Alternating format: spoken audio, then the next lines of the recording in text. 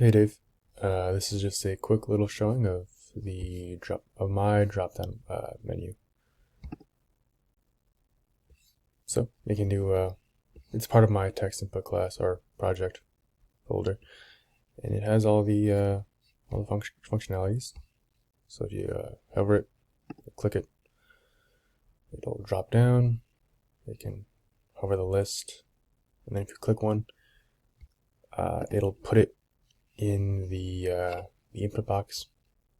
Click it again, put something else, and also if you click off the window, it'll hide. And then we can also move it. So this is set at 500, 500. We can also put it, let's say, we can move it down to the left, say 700, 700. And as you can see, it's farther down. We can also change the size. And set size.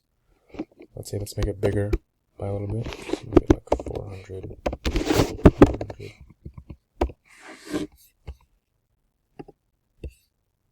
And everything changes accordingly. And yeah, quick note, I'm still working on the snapshot and get history, so the undo function isn't quite there. But yeah, that is my drop down window.